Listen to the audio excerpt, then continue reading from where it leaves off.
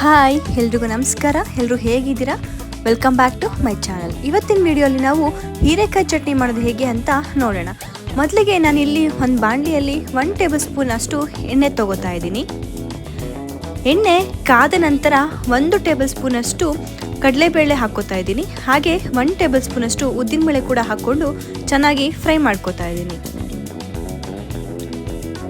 ಈಗ ಅರ್ಧ table spoon ಅಷ್ಟು ಜೀರಿಗೆ ಕೂಡ ಹಾಕ್ಕೊಂಡು ಎಲ್ಲಾನು ಚೆನ್ನಾಗಿ ಫ್ರೈ ಮಾಡ್ಕೋತಾ ಇದ್ದೀನಿ.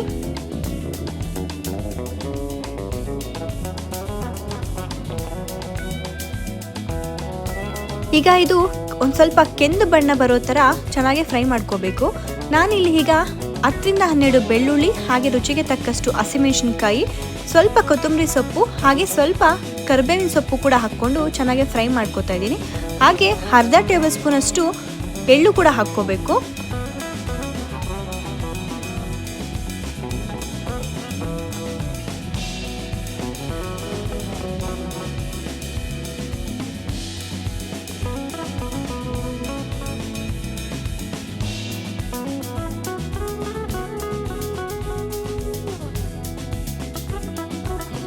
ಈಗ ಇದು ಚೆನ್ನಾಗಿ ಫ್ರೈ ಆಗಿದೆ. ಸಪ್ರೇಟ್ ಮಾಡಿಕೊಂಡು ಕಂಪ್ಲೀಟ್ ಕೂಲ್ ಆಗೋದಕ್ಕೆ ಬಿಡೋಣ. ಈಗ ಅದೇ ಬಾಣಲಿಯಲ್ಲಿ ಒಂದು 3-4 ಟೇಬಲ್ ಸ್ಪೂನ್ ಅಷ್ಟು ಎಣ್ಣೆ ಹಾಕ್ಕೋತಾ ಇದ್ದೀನಿ. ಸಣ್ಣದಾಗಿ ಕಟ್ ಮಾಡ್ಕೊಂಡಿರುವಂತಹ ಹೀರೆಕಾಯಿ ಕೂಡ ಹಾಕ್ಕೊಂಡು ಚೆನ್ನಾಗಿ ಫ್ರೈ ಮಾಡ್ಕೋತಾ ಇದ್ದೀನಿ.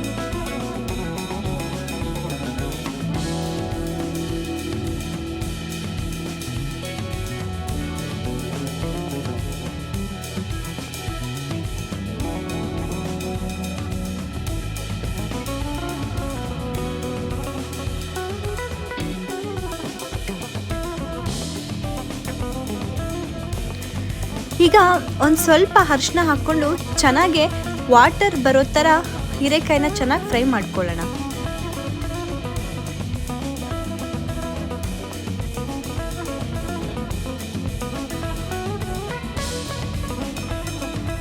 ನೋಡ್ತಾ ಇದ್ದೀರಲ್ಲ, ಹೀರೆಕಾಯಿಲಿರುವಂತಹ ವಾಟರ್ ಎಲ್ಲ ಚೆನ್ನಾಗಿ ಬಿಟ್ಕೊಂಡಿದೆ, ಚೆನ್ನಾಗಿ ಫ್ರೈ ಆಗಿದೆ. ಈಗ ಇದನ್ನು ಚೆನ್ನಾಗಿ ಕೂಲ್ ಆಗೋದಕ್ಕೆ ಬಿಡೋಣ. ಈಗ ಒಂದು ಮಿಕ್ಸಿ ಜಾರಿಗೆ ನಾವು ಅವಾಗಲೇ ಏನು ಫ್ರೈ ಮಾಡ್ಕೊಂಡಿದ್ವೋ ಅದನ್ನೆಲ್ಲ ಕೂಡ ಹಾಕ್ಕೋತಾ ಇದ್ದೀನಿ.